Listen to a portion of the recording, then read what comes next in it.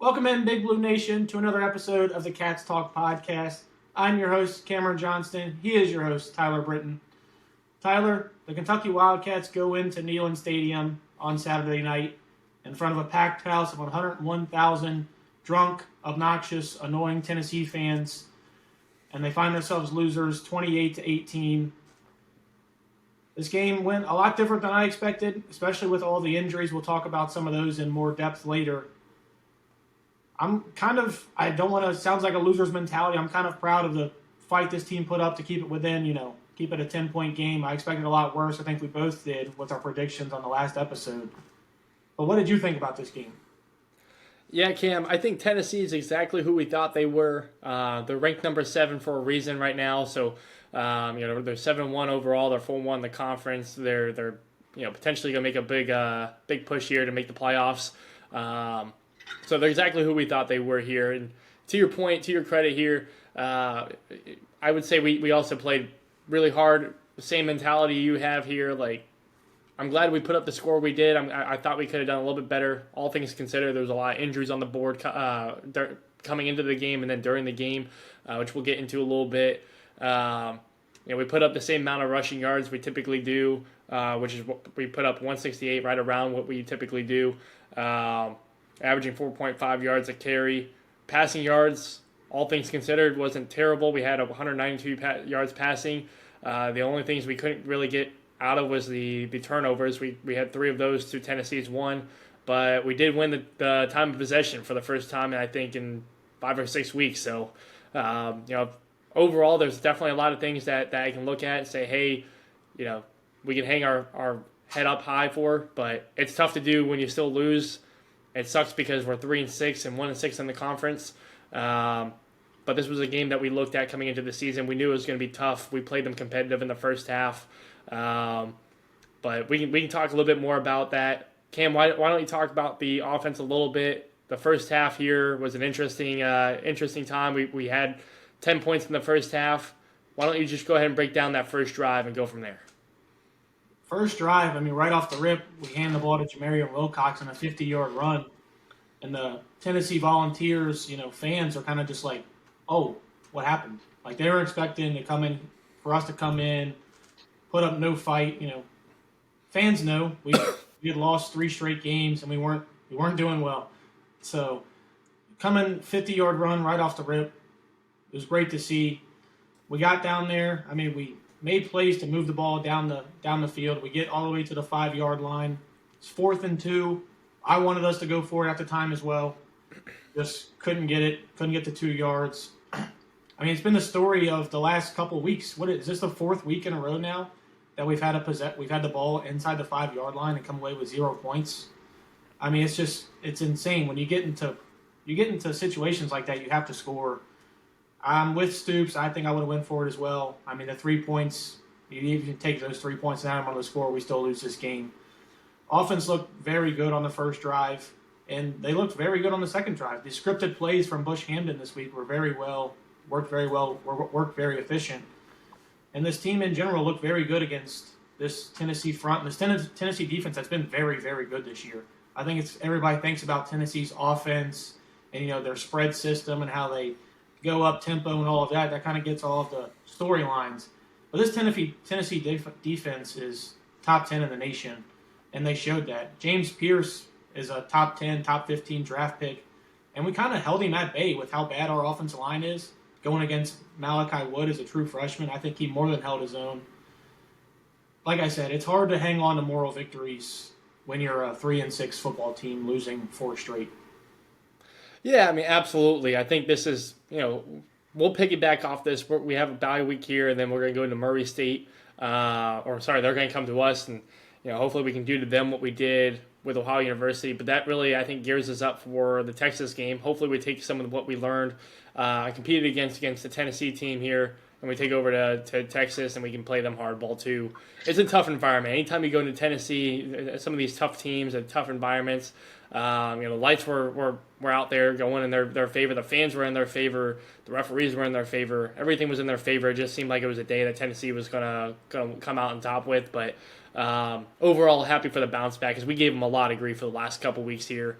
deservedly so, but gave a lot of effort here. Cam, you said that you talked about the offensive line being pretty decent throughout the game here, or at least playing competitively against Tennessee's team here. The defense was obviously pretty good. Overall, what were your thoughts of how they held up with Brock in the backfield and some of the players making plays? We talk about Jamori Macklin and Barry and Brown, Dane Key getting open. Tell me what your thoughts are with the overall offensive play here. Yeah, we averaged 4.5 yards a carry, so they ran the ball pretty well. And those always college. It's weird how they keep stats.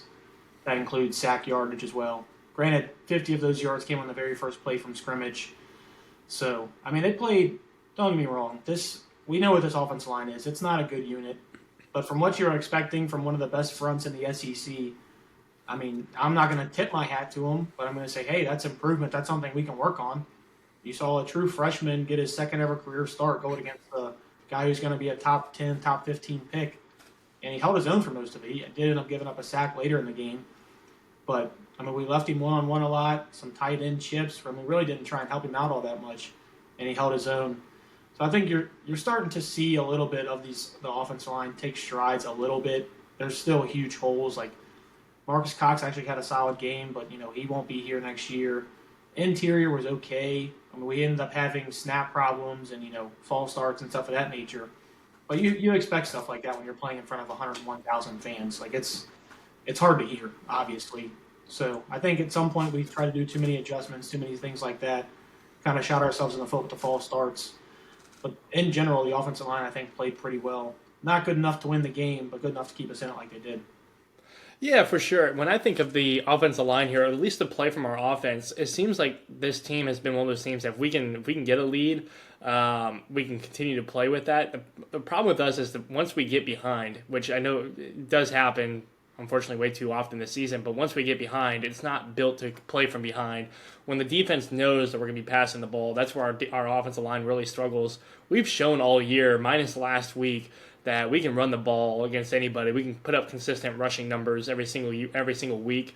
Overall, I think the excitement. It was exciting to see our offensive line hold up as best they could against this team, but also not surprised that they were able to break one out for 50 yards. Honestly, we've been hoping that they could break more long runs throughout the season here. So we're excited for that here. But jumping into the second half here, Brock gets hurt. 10 minutes left to go in the third quarter, and then Gavin comes in to finish the game here. What was the difference in the team that you saw from the first half to the second half, going from Brock to Gavin? Yeah, there really wasn't too much of a difference. There are different styles of quarterback, but you can tell that Bush did have a game plan for if Gavin does come in. He had set scripted plays for Gavin to use. I thought Brock looked great. Not great. Brock looked very good in this game. There's just small details about Brock's game that if you take it out, he's going to the next level. And by next level, I'm not saying, he's going to be a first or second round pick by any means, but he can be a good starting SEC quarterback. Just like the pass to Hardly Gilmore. Hardly sits down in zone right where he's supposed to, which is a tough thing for a true freshman to do, be able to read zone coverage and know when to sit down on a route. He sits down perfectly in the zone. Brock overshoots him. I'm not sure what. Just ball off target. Hardly has to, stretch out, try and reach out for it. He gets two hands on it, so I know all receivers are going to say, if I get two hands on it, I need to catch the ball. That's a very tough catch to ask a true freshman to make. It gets tipped up. Tennessee picks it off. It's things like that with Brock right now that are the biggest concern with me. It's just the little things turn into big things, especially when you're trying to go make the upset in Neyland Stadium in Knoxville in front of 100,000 fans. It's going to be tough. You can't have those mistakes. And then there's certain things like the 4th and 2. You can see they got 5 guys at the line of scrimmage. They got 2 linebackers that are going to blitz. It's very easy to tell. It's easy to tell on camera, on the TV. You have Demi running a flat route. He's just hit him in the flat. There was nobody covering him, nothing. Brock sits there, gets hit, of course. We've only got 6 guys to block 7. Gets hit, fumbles. He's out for the rest of the game. So instead of picking up, a 4th and 2 and keep driving and get additional points, it was 10-7 at that time. That was right about the 50-yard line. We're looking at potentially going up 13-7 at the worst, 17-7 is 2 scores. You go up 2 scores against Tennessee, and they're like, "Oh man, what's going on?" Third quarter, Kentucky's got a 10-point lead. Small things like that I think will take Brock to the next level. Unfortunately, he wasn't able to come back in this game. Injuries is kind of the biggest part of this offense this week, unfortunately, and the defense, whole team for that matter. Injuries is the biggest part of this game. Yeah, we'll dive into the injuries here soon. But you brought up a good point here. Sometimes it's just simplifying the game, and we talk. It's easy to talk about it from the side here when we're analyzing it and breaking down after the fact and watching the replays on TV and on the big board and all that stuff. But in the moment, it does get tough too. And we are talking about kids. As much as I hate giving them a pass for being young, thinking about in the moment, in the pressure, under the lights with thousands of fans, yelling your name and whatnot, and you getting blitzed off the side. You have to remember that there's a running back out in the flat there. It's tough, but it's something they need to practice and make sure that they go over. This is a run-first offense too, so it is what it is. But you mentioned it. There's a lot of injuries going on right now with this team. Brock's just one of them. Why don't you break down a little bit on the injuries here for the offensive side and what that might mean, what that meant for this game, and what that might mean for the future? Do we expect Chip Trainum to play again this season? He's played 7 snaps this season. This is a guy we talked about in the offseason. It was one of our bigger gets. You get a running back from Ohio State, and you're thinking, oh, man, this might be a difference maker for us. He's at least going to be our bell cow back, and we've gotten 7 snaps from him. So I don't know what you expect to see from him if he does come back, if he is going to play this season. Unfortunately, I hate to say it. It was a waste of NIL money on Kentucky's part. You can't predict injuries or anything like that. Unfortunately, that was where a good amount of our NIL money went, was to Chip Trainum, and we've gotten no return on investment on that one. And then just during the game this week, you had no Gerald Mincey, which might be a blessing in disguise. You and I both know he's not the best tackle. It's kind of funny that he transferred in from Tennessee and made sure he wasn't going to be good enough to play this game. I think he kind of knew that he had to go against James Pierce the whole game. He's like, I think I'll sit this one out.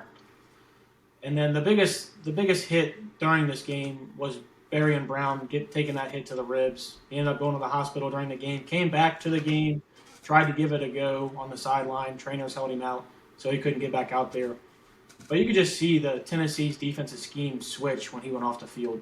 They were running a lot of 2-high sets, a lot of things that, keep the offense in front of them. So it's easier to run on them. We had lighter boxes, stuff like that. And we were taking advantage of it to full effect. We were getting the ball to, guys that weren't getting the ball that much. Jamarian Wilcox had a great game.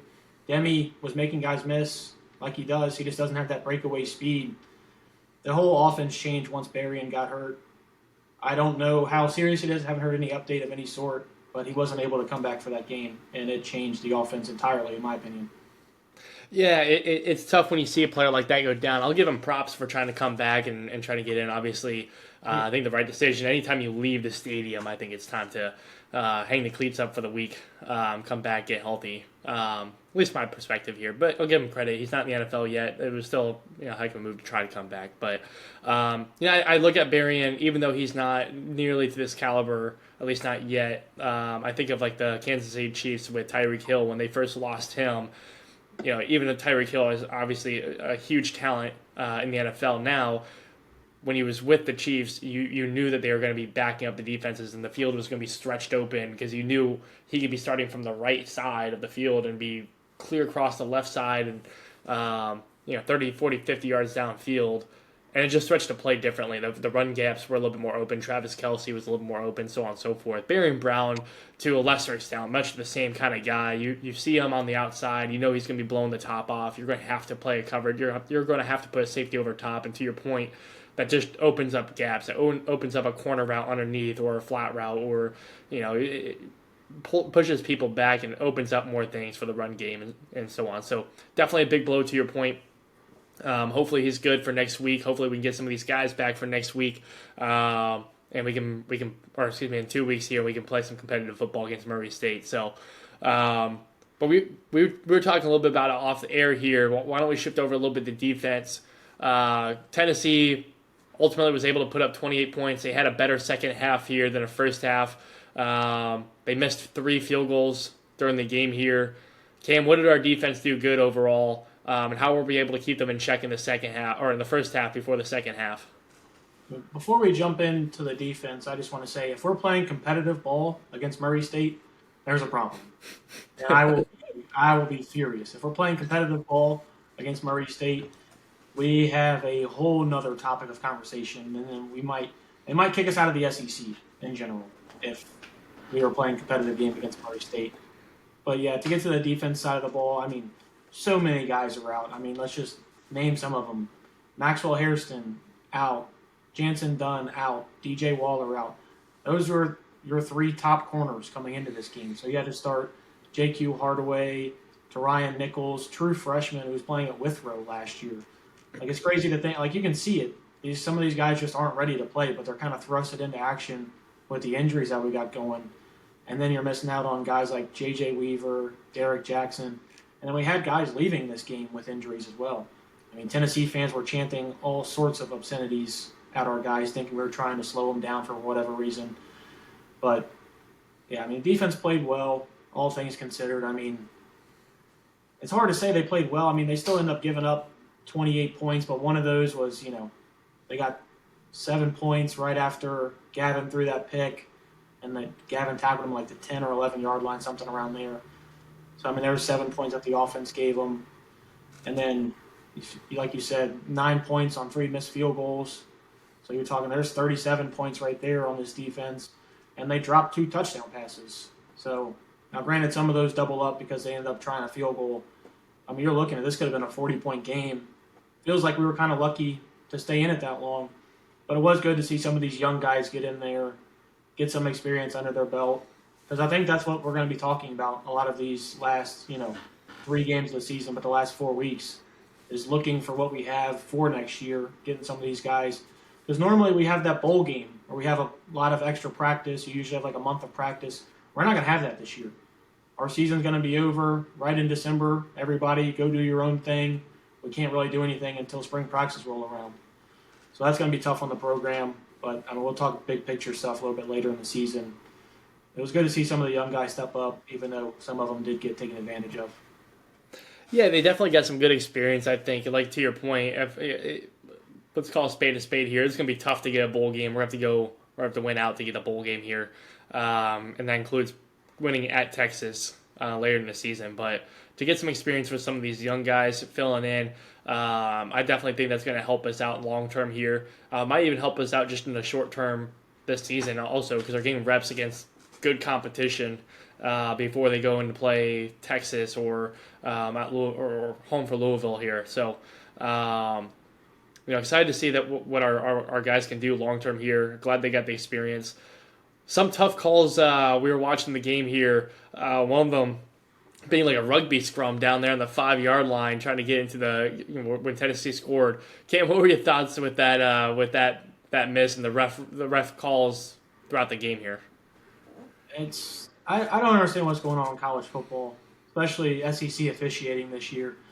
It wouldn't have changed the game outcome, and I get that. But I mean, we can't have 6-second rugby piles just. I mean, at one point they were actively going backwards, and then here comes their other 4 offensive linemen to push them in. Well, yeah, of course they're going to get in. They're just standing there. It happened the same thing at Florida. Remember, we were going in.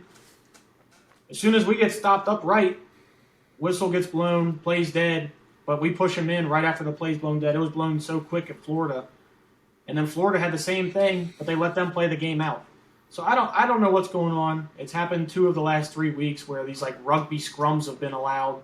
I don't even watch rugby. Who does? Who cares about rugby? No one does. This is why we don't care about rugby. We don't like rugby scrums. If you get stopped, forward momentum is stopped. That's literally in the rules. Once your forward momentum is stopped, that's where the ball is dead. They'll blow the whistle. It just hasn't been upheld. And the SEC officiating crew in general, I mean, the head guy sitting there, the end of half debacle where they gave Tennessee an extra timeout. Tennessee called 4 timeouts in the first half. I didn't know that was allowed. I guess they were just allowed to borrow 1 from the second half. I guess that's a new rule I wasn't aware of. And then he couldn't get the play time right, couldn't get the game clock right at the end of the half either. I don't want to pile on that guy because I don't know him personally, and I'm sure that's not even his full-time job. But I mean, we gotta be better. And I know that's been a tough conversation over the last several years, specifically in the NFL, but I would imagine down in the bigger conferences too, finding some way to get these officials full time. Most of these officials are doing multi sports anyway. They're doing football, then they're going over to basketball, and so it makes me wonder if there's a world where they can become full time and then they can get make that their full focus and really practice at their craft, kind of like what the athletes do, and then go out there and have a better production. Because to your point, I mean, it seems like it's been getting more and more inconsistent here over the last several years. I mean, I think there's been two SEC teams or SEC games this year now where the student section has been so frustrated and upset they've started throwing stuff onto the field. Although it's not correct, not the right thing to do. To be clear here, it's almost warranted in some cases, especially when you get fed up throughout the game. Was it ever going to happen this game? No, I mean, it was 18-28 final score, and like you were saying earlier, the score probably should have been a little bit higher than what it was on Tennessee's side, but let's say it was an 18-18 game going into the fourth quarter, and then the fourth timeout gets called, or the Tennessee gets pushed back, or roles reverse, I guess they're in Tennessee, maybe Kentucky is running in, and then they get pushed back 5 yards, and then they run the ball in for a touchdown. Tennessee fans are going to be ticked off, and that could lead to some issues there. Again, not condoning any violence from the fans, but I mean, that's been 2024 for you. So it's been a weird past few years here watching collegiate referees and professional referees making calls and not necessarily always being on the same page. One call is different from one week, one crew from the other. So definitely interesting take there.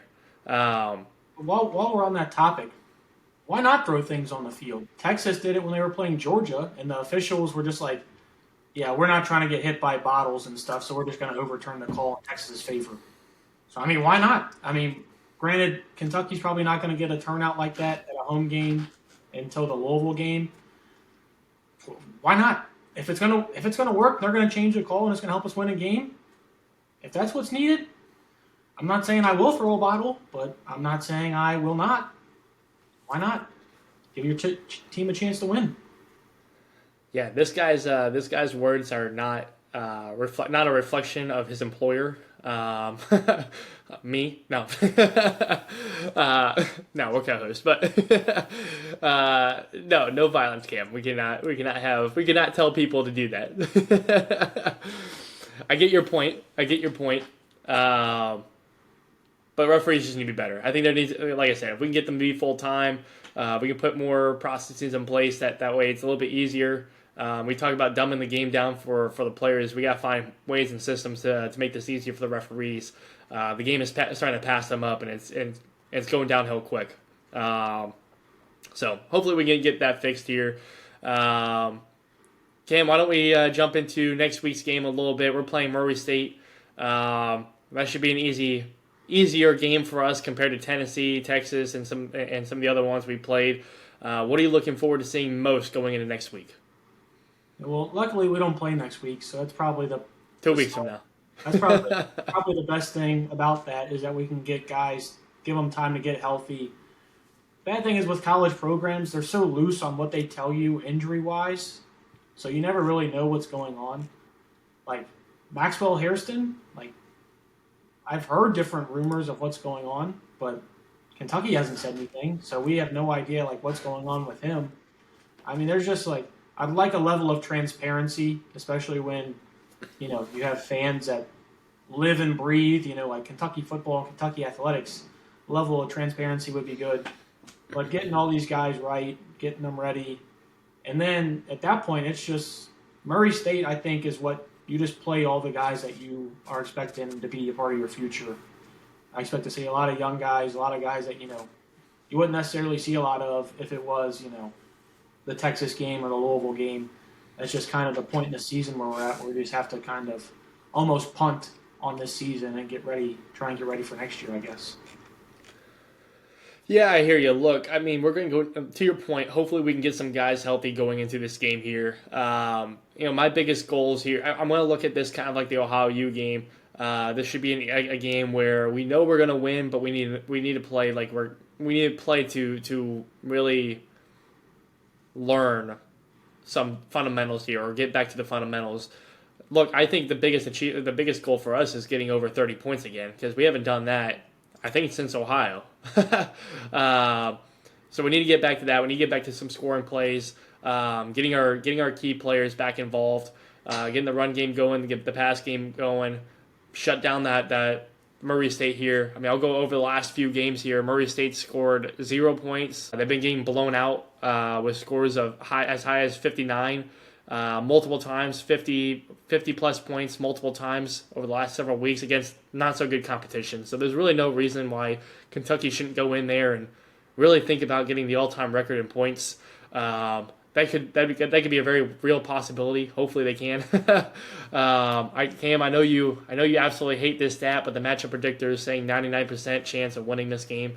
Let's take that to our advantage. Let's really go in there with some confidence and get some points here. We'll get into our scoring predictions here in a couple minutes. But what are your thoughts going into this game? What else do you see being a necessity for this team going into Murray or for Murray State coming into our house?